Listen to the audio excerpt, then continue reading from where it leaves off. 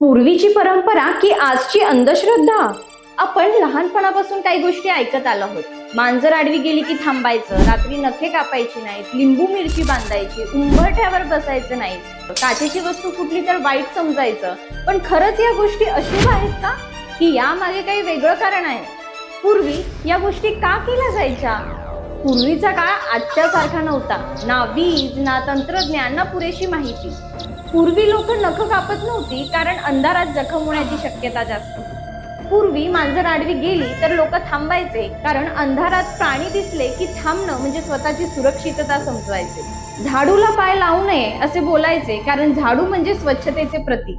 लोकांना स्वच्छता शिकवण्यासाठी हा नियम. उंबरठ्यावर बसू नये, दरवाजात उभं राहू नये असे सांगायचे कारण ये जा करणाऱ्यांना अडथळा होतो आणि अपघात होऊ शकतो.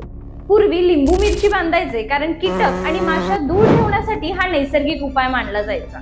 काचेच्या वस्तू फुटणे वाईट मानले जायचे कारण काच महाग होती, लोकांनी जपून वापरावी म्हणून ही भीती दाखवली. म्हणजेच त्या काळात अशुभ म्हणून सांगितलेली प्रत्येक गोष्ट खरं तर सुरक्षितता, स्वच्छता आणि शिस्त यासाठी होती. पण आज काय होतंय? आज आपल्याकडे वीज आहे, विज्ञान आहे, माहिती सहज मिळते आणि तरी सुद्धा आपण मांजरीमुळे काम थांबवतो, रात्री नख कापायला घाबरतो, छोट्या गोष्टींना अपशकुन मानतो.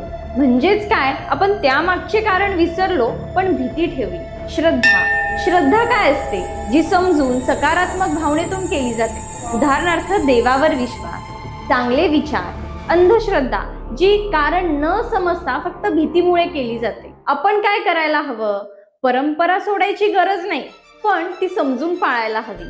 जे उपयोगी आहे ते ठेवा, जे फक्त भीती पसरवताय ते सोडा. परंपरा पाळा पण डोळे मिटून नाही. सत्याचा शोध घ्या, अंधश्रद्धेत काही नाही. तुमच्या घरात अजून कोणत्या अशा गोष्टी पाळल्या जातात? कमेंटमध्ये नक्की सांगा. आणि हो, अशीच नवनवीन माहिती जाणून घेण्यासाठी फॉलो करा साक्षी.स्पीक्सला आणि यूट्यूब चॅनलवर सबस्क्राईब करा साक्षी स्पीक्सला. धन्यवाद.